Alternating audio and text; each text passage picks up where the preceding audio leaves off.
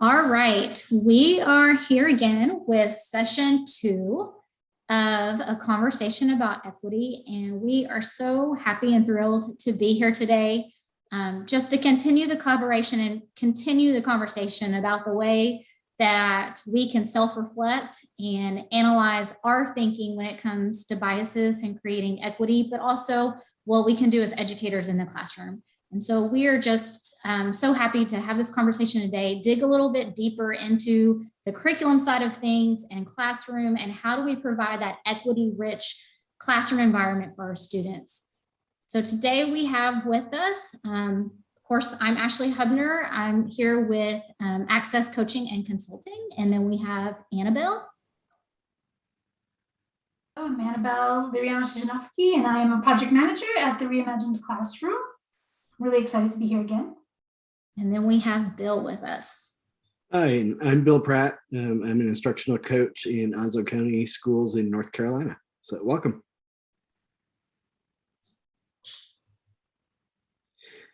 All right, our mission for this a conversation about equity is to start the conversation where we can reflect on our own educational practices so that we can provide all students with a voice in their classes and where students are exposed to that world of possibilities.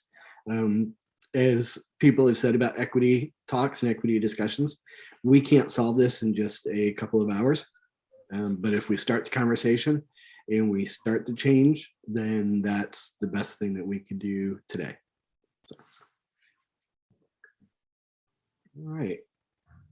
So last week we had ended our conversation with some links that we were going to put out using the hashtag equity convo.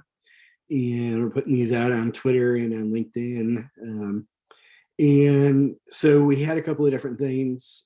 We had a reflection activity, a great NPR article, podcast, and then a couple of other articles to read and a wonderful YouTube video at the end. So were there, one of the things that I took away from that, especially from the NPR podcast, was about tracking race and who gets to decide what races are tracked. It was really interesting. It's not just African-American, white, Hispanic anymore. We've got so many mixed families. We've got so many different nationalities, different races that are coming into the United States that, how do we change that? The one that really kind of stuck out to me was MENA, Middle Eastern and Northern African, because they aren't white, they aren't Asian, they aren't African American. Like how do they fit? So it was just really interesting. And then the history of oppression in education just kind of floored me. So I'm not sure. When we think about the oppression in education, we think, pre-Brown versus Board of Education. Mm-hmm. But to look at some of the dates and to look at where some of the legislation in the 90s occurred, California blocking illegal immigrants from attending public schools. I was like, what? California did that in the 90s? I didn't even realize. So it was just really interesting to see even into the 2000s and to take a look at where we are now with parental battles as far as educators go. So I'm not sure how the rest of you felt about any of that, but it was really, really good stuff. Yeah, I was definitely floored as well reading that timeline on the history of oppression. And then just thinking about how education is just so closely tied to everything that happens in society. And so when we have these policies and these practices that are implemented, how you can really see the reverberations of them across generations.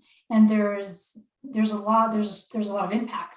And so just thinking about our current timeline and all the legislation that's being passed across the country, that really made me think like, well, what are the implications of all of these things that are happening down the road? And what can we do as educators to make sure that students are being provided with quality education throughout their time with us as teachers and then just into adulthood. Yep. I listened to another podcast that I didn't post out on social media, but it was talking a little bit more about biases and stereotypes. And it kind of just made me realize that it's much bigger than what just race is. And it also started to make me kind of reflect on my thoughts and perceived notions of people before I even have a conversation with them. And so some of the things I started thinking about were like images of like someone who looks homeless on the side of the street. When you drive by them, what do you automatically think? Images of an African American walking down the street with a black hoodie on. What do you automatically think when you see them? Yeah. I walked into a store the other day. It was a tile shop, and it was a white boy, blonde hair, mid-20s. I immediately had this persona of him in my head until he started talking. And then he had a very thick accent. I can't tell you where he's from, but that's not what I thought. And I looked at him and I said, oh, I bet he's the son of the dad who owns the shop and he's here running it. And then he started talking and I was like, oh, he's a foreigner here where I live running a tile shop. So it just made me really think about how we have all these stereotypes in our head. And when we see certain images, there's a certain, stereotype or whatever that is associated with that image that our culture, our world has kind of built for us. And, it may not be something that we learned through our family. It could have been, stereotypes that we've learned from television, from books that we read. And just kind of thinking about give a person an opportunity to have a conversation with you before you make any judgments. Yeah. And that kind of was my big aha through the week, reflecting on all of this. That's good. Kristen, did you get to dig to any of the resources that we shared out or no? I definitely did a lot of reflecting on my own thinking. Ashley and I are working on a unit, which this ties it perfectly into my next unit that I'm teaching right now, is picturing change using picture books in my classroom. And it definitely opened up my eyes as to catching myself with, unconscious bias that I might just happen to do without, being more mindful of my thinking, as well as trying to juggle my prior district where I taught, most of my career was very diverse, diverse staff, diverse students, and now I'm in a few towns over, and it lacks diversity with staff and students across the board, and just trying to think about how to broaden their horizon with what I consider in today's world the real world. Yeah. And trying to share with them some of my experiences. I preface it with the district I just came from, or my old students, and just trying to broaden their horizons and to hopefully, build some empathy along the way. That's good. Well, hopefully you'll get some tools out of today's session because I think there's a few things that we're going to touch on that would be very helpful. Awesome. All right, so in your Thinkific coursework, the next couple of slides are some slides that have a little bit of research from the NYC Coalition. And I want to give you some time just to kind of look through those slides. There's about 3. And I want you to read through those slides and think about, reflect on how diverse is that really, and what the stats that they're sharing, how diverse is your personal curriculum that you might have at your campus, and do national curriculum companies ensure equitable and diverse literature, or are we just assuming that they're giving us that? And think about the groups of students that are in your room that are learning through the curriculum that you're implementing now, or even this curriculum that different curriculums we're going to look at in a minute. But are there any groups that you would consider invisible that aren't seeing the mirror in the curriculum?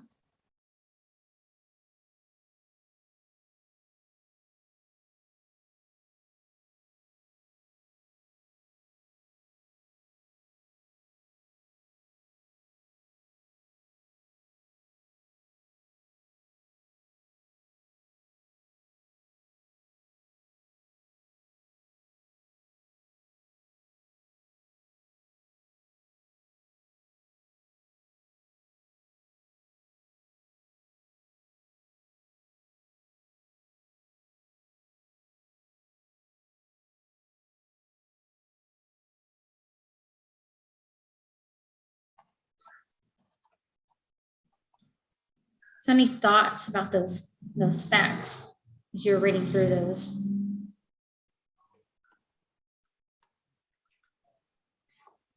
They're About the eye-opening. diversity. Very eye-opening. I agree with the lack of diversity in authors. Was something I worked on in my prior district, was to pick literature that, you know, our students could see themselves in, and that was against the traditional literature that, you know, we probably all read growing up. And I feel like in my new district, they're trying, but I don't know if they're trying in the right ways. Like, I feel like okay, we have a bunch of books that have African-American characters and we could check a box. I feel like there are, when you said the invisible group that we're missing, I feel like my Asian students are part of that invisible group in the literature and things that where I am right now, which is which was something I noticed, a few weeks ago with really going through my classroom library and trying to gather resources for my unit, is definitely a gap that I see. Because I don't know, I personally feel diversity it's so big. It's race, it's ethnicity, it's religion, it's all encompassing, and trying to include everybody. Mm-hmm. That's such a keen observation, right? Like sometimes conversations about diversity end up being focused on like one element of diversity, but in fact, it really is what it means. It's diversity. So Yes. It encompasses a lot of individuals. And it's important to keep that in mind because these are all the people that make up our world, right? There's just everywhere. And so keeping our minds like open, like, oh, it's not just this one particular element, this one particular group, this one particular demographic that we're trying to target, and that's it. It's really expanding our own thinking. And so I think that it's wonderful you're already like, starting to take that step of looking at who could be some of these individuals who would be invisible, these groups that could be invisible because the curriculum we offer is not there for them. And I know, personification is one of those language arts skills, but the number of curricula that had more books featuring animals Mm-hmm. on their covers, I was like, holy cow. And then the 110 books in the McGraw-Hill series, like every single author that they could identify was white. It's like, wow, and these are big name companies, Mm-hmm. So national curriculum companies, they haven't even really vetted their resources for equity. Mm-hmm. Yeah, and that's one of the conversations us three we had, earlier this week was talking about. It's a bigger problem than just the classroom or a school. It is a national publication, issue that we need to be actively finding and going out there and getting diverse authors to bring the diverse literature into our schools. And, it's just a problem that has been around for a while. I feel like what I'm seeing in the outside world, being kind of in the publishing area right now, is that it is changing and people are making a step forward to find those authors and bring those stories to life. But I don't think that this was something that people were actively doing until the last couple of years, or maybe even the last year. So I do think there's change coming, but right now it's just so hard for teachers in the classroom finding the resources they need to do this because it hasn't been out there for us. Right. So let's go to the CER scorecard. Annabelle? Absolutely. So I think this is, Kristen, you were saying that you were looking through your library and kind of trying to find and pull books, and I think we've all been there as educators, and a lot of times we can feel like, okay, well, I don't know what tool to use to I'm just kind of going by what I think, right? And so the benefit of, we have the culturally responsive and sustaining curriculum scorecard that was developed by the NYU Metro Center and EJ Rock. And this is a really great tool. I've used it with educators at the company that I work for. I've used it to evaluate curriculum of many clients that put content out there for teachers and for schools. And what the scorecard does is give us a tool where we can try to more objectively evaluate our curriculum. So in the scorecard, actually, I think you have it up. I dropped it in the chat, but I do have it up. Let me see. If I switch screens, can you see that? Yes, I've seen it there. So basically what you can do is you can actually use this scorecard in your school to evaluate your curriculum. So you can have, they call them scoring parties, where you can put a group together of individuals from your school community, and they really encourage equity just across the board. So it's not just us teachers, because sometimes teachers, we can be of a particular group, class, race, background. So it's really like trying to expand. How can we have more diverse individuals? Ashley, could you actually stop here for a second? Yeah. Thank you. How could we have more diverse individuals who evaluate their curriculum? So that's where we can look at asking parents to join the scoring party and help to evaluate members of the community. If there are other community leaders around where you live that we could tap into, that your school could tap into. So it's really creating a group that is diverse as you can possibly get. It doesn't necessarily have to be everybody, but making an effort to try to make it a diverse group so that we can have as many voices as possible, and basically going through the scorecard. So one of the areas that you will look at is tallying. You'll select a certain amount of your curriculum. So maybe it's a unit that you're picking from kindergarten or from third grade or from whatever grade. Maybe it's, you're going to look at a unit from every grade. It depends on what the capacity is for your school. You and your school teams can determine what would be most appropriate. Usually it's recommended that you don't pick the unit that's focused on civil rights or the civil rights, era or the Civil War, because of course those time periods you're going to get more diversity, but really it's supposed to just be kind of like a random unit.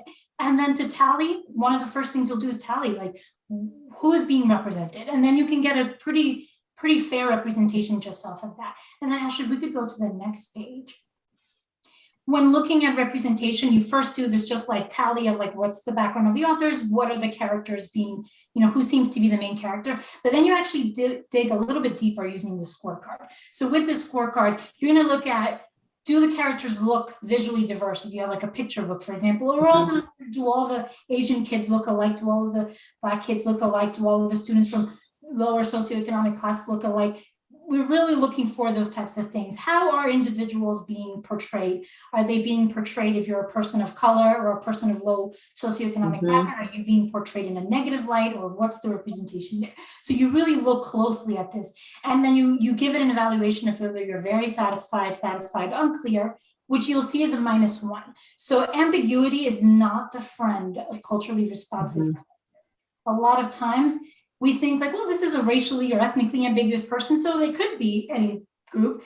But really what we're looking for culturally responsive content is individuals who it's clear what their background is in one way or the other. Or at least if you're going to have ambiguous characters, they can't all be ambiguous. We really do want to see diversity in it being acknowledged. And then if we go to the next page, we look at social justice also as an element of culturally responsive content. So is the curriculum that we have in our classroom actually challenging some of the stereotypes that are out there? Are there people from different genders doing non-typical roles, right? Are they being represented? Do we perhaps have fathers as the caregivers and not necessarily just the mother as the caregiver? Do we have a female character in a role that is not traditionally depicted for female characters? Maybe she's a welder or something like that. So really thinking about what are the different social justice issues that we're trying to unpack, giving voice to students. And I think an area where oftentimes we can tie this in our classroom is thinking about how can we stand up for different individuals? How can we use our voice to bring about inclusivity and to protect the rights of all around us, which I think is a big important issue for most educators. Kristen, did you have something you wanted to? Oh, no, I'm just listening. Oh, yeah. I agree with everything.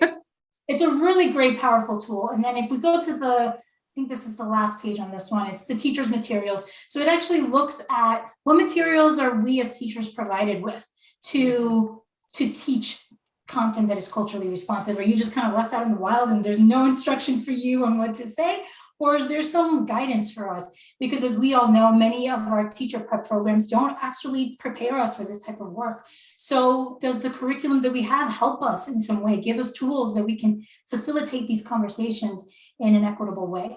And so you will evaluate all of this and you will give it a score, and each individual in the scoring party gives it a score. And then at the end, you look at it and then you make a decision. So this is a really great, powerful tool. There's one for ELA, which is this one. There's also one for STEAM, if you have STEAM educators as well that would be interested in doing this. But it's really wonderful because it gives you a first step into your curriculum and to evaluating it more clearly. And again, it's something that you can do with your colleagues. If you have just a group of teachers who are interested in doing this, you can bring it to your administrators and see if this is something we want to take on as a whole school, as a community, and invite as many people as possible to partake in this process. If this is not something that is possible, NYU does actually have on their website links to evaluations that have been submitted by different companies. So you might be able to find your curriculum there. What I have found and what they have found is that a lot of companies will just publicize the like representation information. So they'll just say, X percent is of this background. They won't necessarily share this more in-depth work. So I do encourage educators to actually do this, because this is where the power lies, right? You don't want to just say like, okay, well, we have 20% of our, books have, Middle Eastern characters. Like, we want to see, well, how are those characters being represented? How are students with disabilities being represented? It's not we're just, throwing them in there, but like how matters a lot. So this is a really powerful tool that I do encourage educators to look at. And again, all of this stuff will be linked to you. We will share all of this information so that you have access to it as well.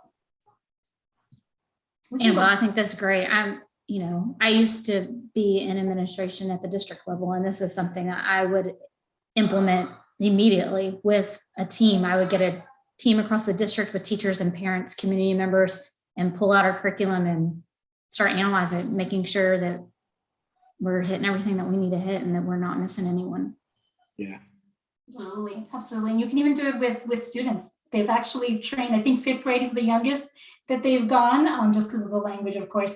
But it can even, like, that's how inclusive it can be. Like, you can actually bring in the children to like evaluate the content. It's really, really wonderful. I do recommend it a lot whenever. And there are workshops that you can also attend if you're not sure how to administer this. NYU has those resources. I love how it's like a true partnership with the school, the parents, the community. It's one big partnership. Absolutely. Absolutely. And then with the scorecard, other ways to look at your curriculum is thinking about the quality of the curriculum itself. We're going to link you to Ed Reports. I don't know if you've used that website before, but basically it's a website where you can check to see if the curriculum you have is actually standards aligned. Because unfortunately, I think it's only about 50% of the curriculum that's out there is actually standards aligned, which is really sad. And it's kind of scary. I think I've actually taught in schools where I have gone back and looked at Ed Reports to see, like, was this curriculum? And some of it was not. And so what's really, in terms of like equity, what's really heartbreaking is that, as can be expected, a lot of times students who are from low socioeconomic backgrounds or students of color, they are in schools where the curriculum is not standards aligned. And this isn't like, random curriculum, it's like major publishers. So that's another area where you would want to look at and to see like, okay, is our curriculum even like standards aligned? Like, let's establish that, because there's clear places where equity will be a problem if you don't even have standards aligned curriculum. And I think sometimes too, I know we talked about marketing in our little private conversation that we had earlier this week, but I think sometimes too, curriculum companies do that on purpose because they want to be able to say, well, we kind of cover everything. It's not just Texas curriculum. It's not just California curriculum. Or they write it one way and then they kind of show you where your standards could align, but it's still missing parts, or it's teaching to the level that yours aren't expected to learn it. And I almost think sometimes they do that for, marketing, to try to sell to as many people as they can without actually providing the best. That's why I always say there is not one curriculum out there that's going to fit the needs of all your students. I would have to say that there's a lot of stuff that goes on in trying to just like make it one size fits all, because it's just easier to produce, right? I think that's why with clothing, it's just easier to produce like these one size fits all, and it doesn't work that way because, as we know, people are shaped differently. Children learn at different rates and think differently, and so that's a big challenge when it comes to creating curriculum for sure. Mhm. All right. Bill, did you have some more tools to share with us? So yeah, so what we want to do is share just a couple of tools that you could use in the classroom. So the scorecard, that was kind of big picture. So now we want to kind of talk kind of littler picture within the four walls. So the first one is a pair of equity observation tools that I've used in my school with some of my teachers. There are two. There's one for classroom management, and then there's one for questioning. And basically what you do is you quickly sketch the classroom and you identify the students as best as you can based off of their race and their gender.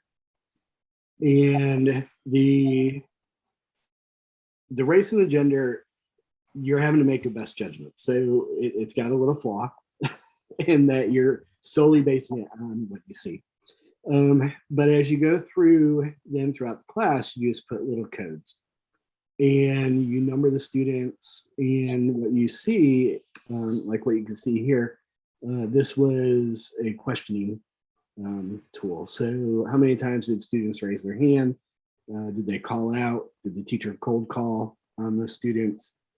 And I always circle the ones, if multiple students raise their hands, I circle the one where the teacher called on that student, so that I can start to look and see what percentage of the class are females, what percentage of the class are Hispanic males, and is the teacher really getting around to all the students in a proportional manner that's to their class.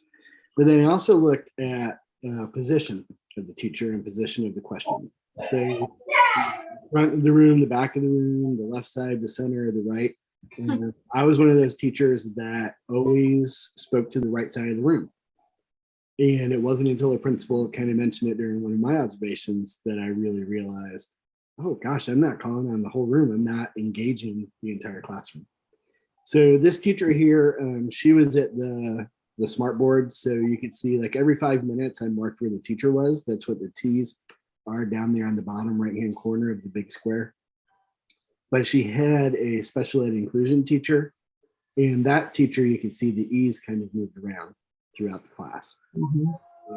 But still, the people in the center of the room really had no teacher interaction. And when I showed this teacher that most of her interactions were the three students in the bottom left there, she was like, oh my gosh, like the rest of my class wasn't engaged.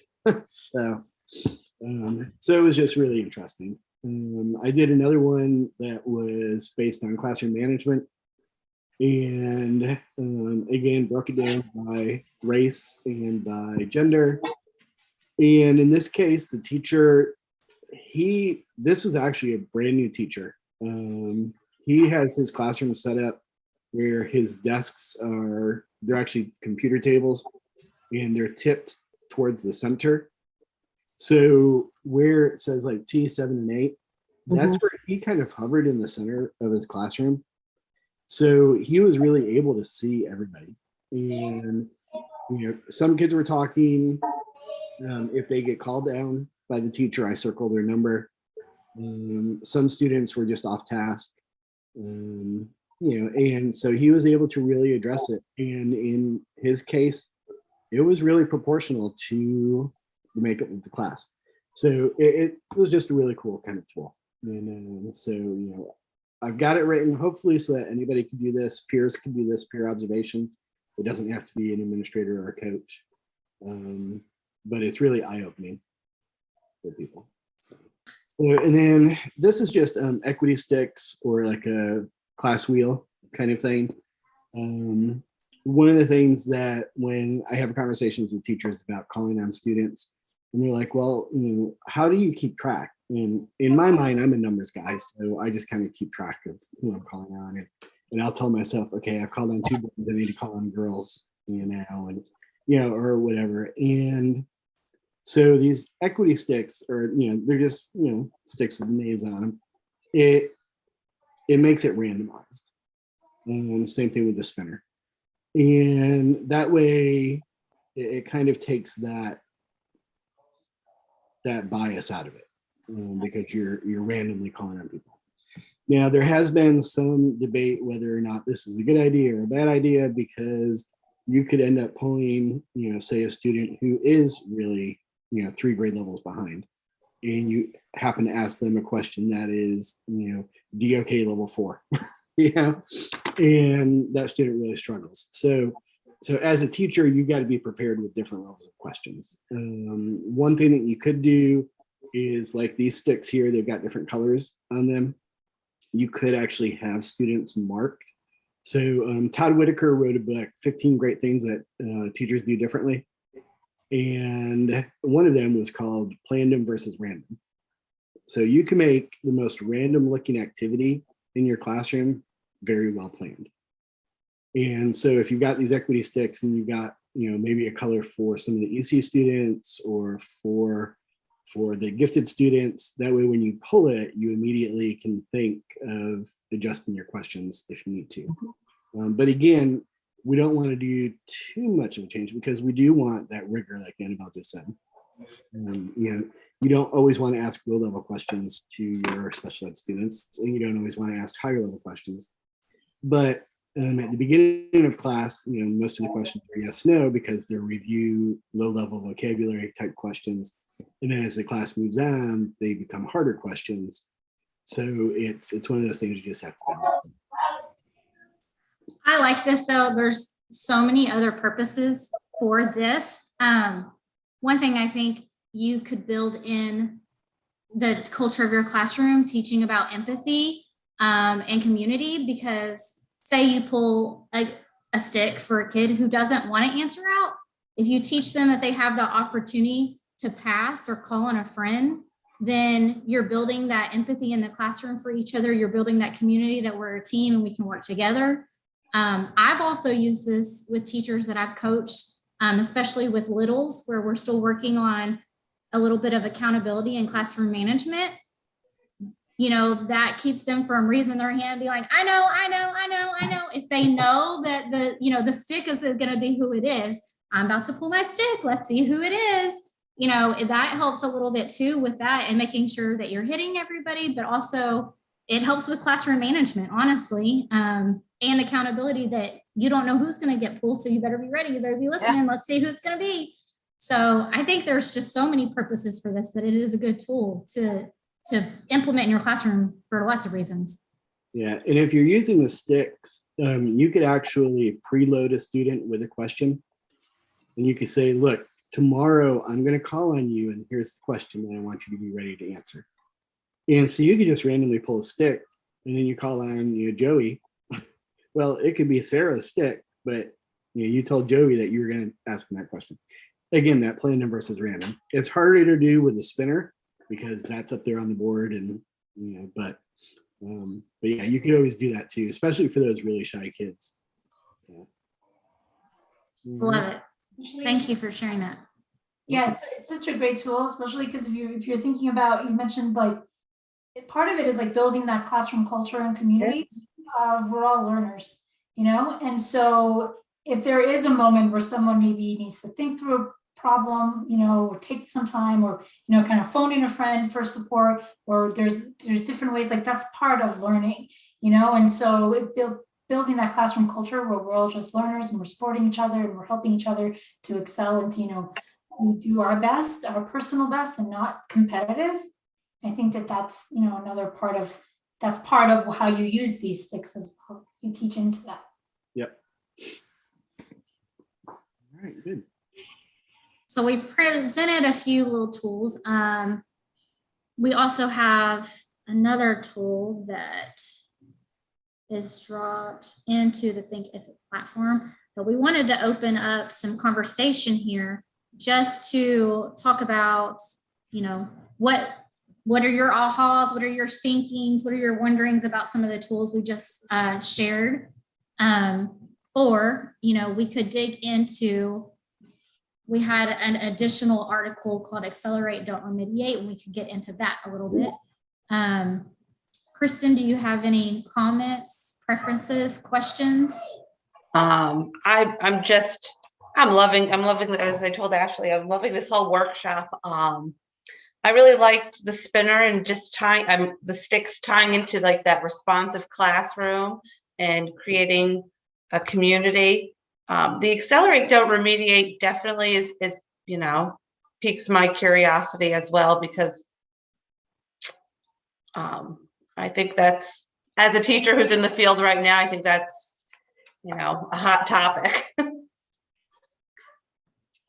So Annabelle, you were the one that actually shared this with us. Do you want to talk us through it a little bit? Absolutely, and it's a short read, and again, we will link this out. I think it's actually in the chat now. Basically, the overview is that for many years, what has been kind of like the canon in teaching is that our students who are struggling or who are behind, they need remedial courses. They need, we need to like dumb it down. We need to make it simpler. We need to, make it easy, basically, is what we do. It's almost like taking the thinking out of the whole lesson. And what the research shows is that that's actually not effective, and that it doesn't work. And what you end up doing is you actually end up removing a lot of what would spark interest, right? As we know, like engagement is so important. So important. And so if you make something so simple that you basically don't need to think that it's, it's harder to get students to really want to commit and to connect with this type of content. Whereas if you provide really rich problems and situations and really hold that high level of expectation, research shows you actually see more growth and less of the stagnation that we usually see. The students in remedial courses don't actually advance further than that, because we're just kind of teaching them at a level that is not rigorous enough. I wholeheartedly agree. And I'm wondering if in the experiences you've had, if it sounds like you have some connections. Would you like to share a little bit about that? I definitely agree. More so as I'm getting my legs in my new district, reflecting back from where I came from, where, most kids in your classroom are functioning three grade levels below grade level, and they didn't buy into education. And it was much easier for people to just dumb it down rather than push. And I'm a pusher. I'm like, we have to keep that expectation here and try to, get ways to engage them and get them on board. And it hits home everything that you just said. And now teaching in a new district, post pandemic, where many kids were online for so long, and then had the choice of either going to school or doing the remote learning. And for some kids, it's the first time back into the classroom setting since, for them, third grade. And, seeing some gaps and, still trying to keep the expectation high with what the fifth grade standard is, and catching them up. Yeah. As a former interventionist, I hate to say, but I have witnessed this firsthand. I think we have to be very careful about the type of education we're providing our students who are tier 2 and tier 3, or even special education. Because in a scenario that I lived through and regret, is that I had a group of students that I was their pullout as an interventionist, and I worked with them on a systematic, research-based intervention program. And I worked with them 3 to 5 days a week for 20 to 45 minute sessions. And with me, they made a lot of growth on their gaps, the holes that they missed. On grade level content, they made no growth. None of them ended up passing the state assessment at the end of the year. And looking back on it, the situation was that when I was pulling them, it was during their whole group instructional period, and they were missing grade level content work every time they were gone with me. And the system that we had created on the campus and in the district was that they couldn't do the grade level work because they were so far behind. So we're going to give them a systematic program that's on their level to help them fill in their gaps. But while they were filling in their gaps, they weren't learning any content grade level work. So I think we have to remember as teachers that when we're working with these kids, how are we leaving our activities open-ended enough, with enough scaffolds, with enough differentiation that those kids can access the curriculum just as easy as all the other kids in the classroom, no matter what level they're working on. And just an example of that off the top of my head is numberless word problems. You can teach a child the structure of a word problem, what to expect when you see a certain structure, what kind of mathematics you're going to do with that without having numbers in it. And your kids who need 1-digit numbers can do it with 1-digit numbers. Your kids who can do it with 2-digit numbers can do it with 2-digit numbers, and so on and so on. And there's the differentiation, and it's open-ended, and everybody has equal access. So I think, when we're talking about that invisible group earlier with the special education, I think this article speaks so much to that in making sure that we're providing equal access to those kids who are tier 2, tier 3, or in the special ed program. Because if we are only providing them interventions, how are they learning their grade level content and moving forward with the rest of the kids? Yep. Actually, I really think you hit it there on the nail on the head. The questions we ask are so important in getting in providing access. So open-ended questions, if we are very clever in how we craft them, we can really target a lot of different students, and we can bring in as many students as possible when we use those questions.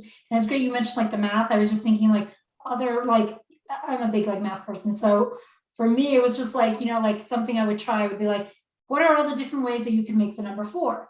And that's open-ended, right? Like you could do 2 + 2, but you could also use multiplication. You could use division, you could do so many different things to get to the number 4.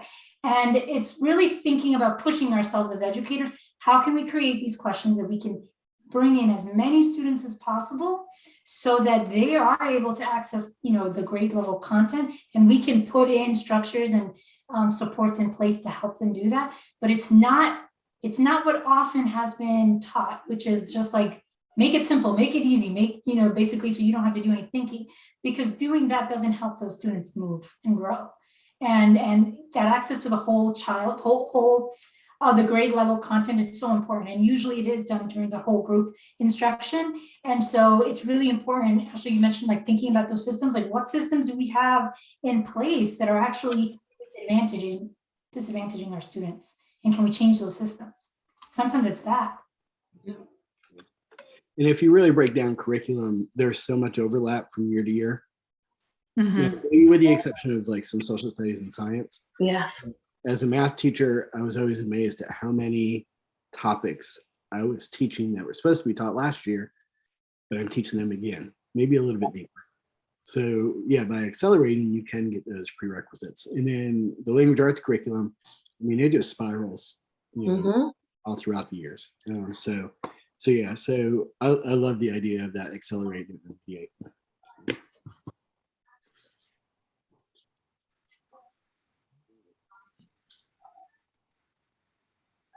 So I think we have kind of reflected just a little bit and kind of talked a little bit. I think we could go ahead and move on to a next part, because I think we have a good video right next, right? All right. So this is a video. It's taken some pieces from a bigger video. It's about 18 minutes long.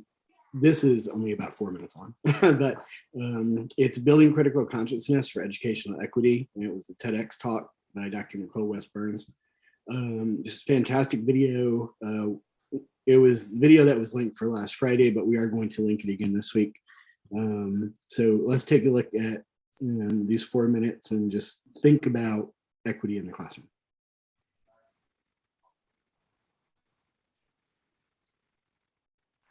So to start off, I think it's really important that we think about what does equity mean. We do a lot of comparisons, equality and equity, and I do this in my own workshops. I have people think about what are the differences. Equality means giving everyone the same thing. Equity means giving people what they need. But I think we miss the mark if we don't take the opportunity to talk about why that need exists. And that need exists because we operate within a system that is inequitable. We operate within a society that is inequitable. But oppression happens in myriad other ways as well that we don't even think about. And if we understand the system of oppression, we know that it's individual ideas, beliefs, attitudes, hatred, and bias. We know that it's at the societal level. We absorb the stereotypes and the prejudices. And we might sit here and say, oh, I'm not prejudiced, I don't have stereotypes. Don't lie. We do, even if we don't know it. It's unconscious. Most of our bias is unconscious. We got to do some work on ourselves. We got to unpack the things we've been socialized to believe. And then we think about the systems, institutions like schools, where we have policies, practices, and procedures that hold some up and push others down. So how do we get to the place where we're pushing back against those things? What do we do?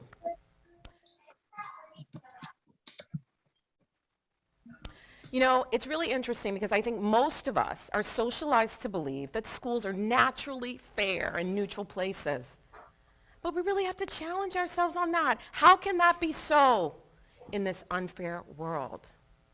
So I think about a couple of groups in society for whom the system hasn't worked, and I dream about students who have a physical challenge or a disability and maybe a mental health issue, and I dream that they enter into our schools and they are not stigmatized. I dream they enter into it. And many of us know we work with culturally responsive and relevant pedagogy. One of the tenets is to help our students to build critical consciousness. But we can't help our students to do that if we're not doing it ourselves.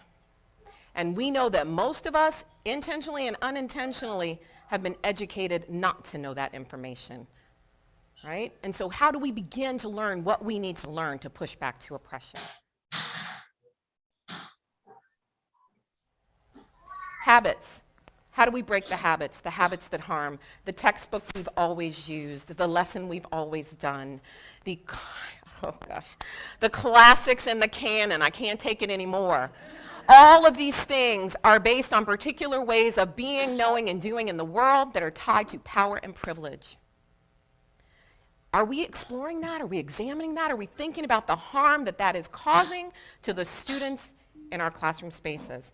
The students who are not represented, but also the students who are represented who need to know that this is not the full picture.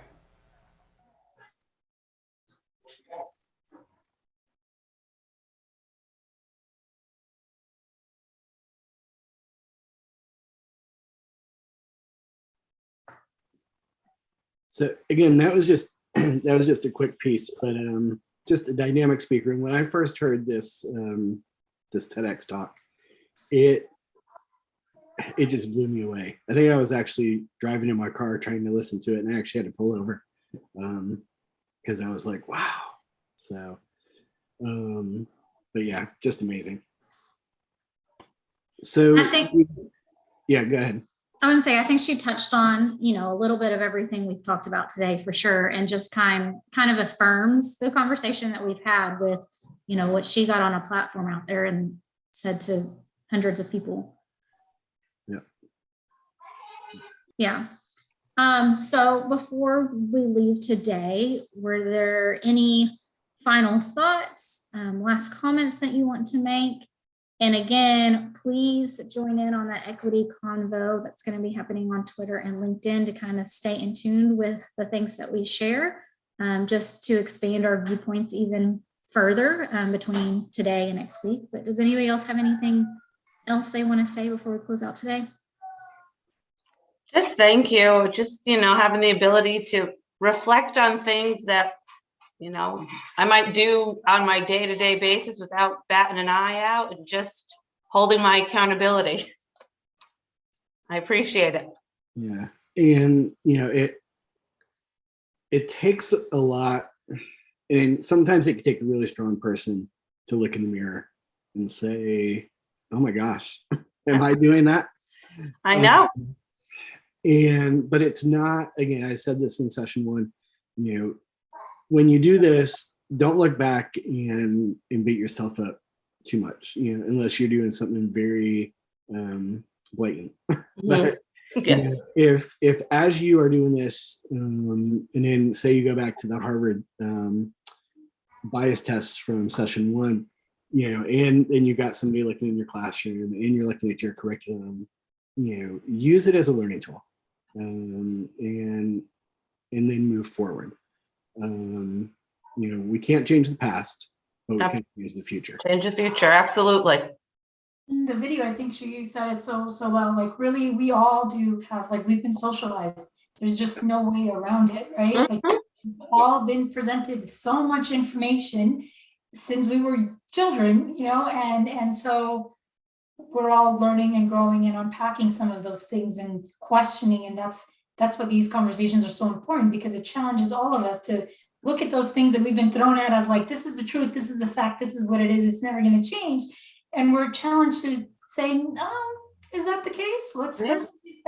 There's more to that. And I love these conversations. I really, really appreciate that you're part of this, and you're doing this with us, because it's just the more educators that we get doing this, the more of us are really doing these reflective practices, the more we can really change the status quo into a better direction. So it's such an important, part of what we do as teachers, to really reflect on our own practices, that it's, really appreciate having you on here. Absolutely. We do it with pedagogy. There's no reason not to do it with our mindset on things as well. Absolutely. Great way to wrap it up there, Kristen. Yes. Well, I thank all of y'all for being here today, and I can't wait till next week. We'll dig into the classroom environment a little bit more, and then we'll really talk about just our reflections from the whole, series, everything we've learned, and just kind of wrap it up next week with some reflection and celebrations. So hope to see all of you again next week, and thank you for joining us. Absolutely. Thank you. Thank you. Thank you all.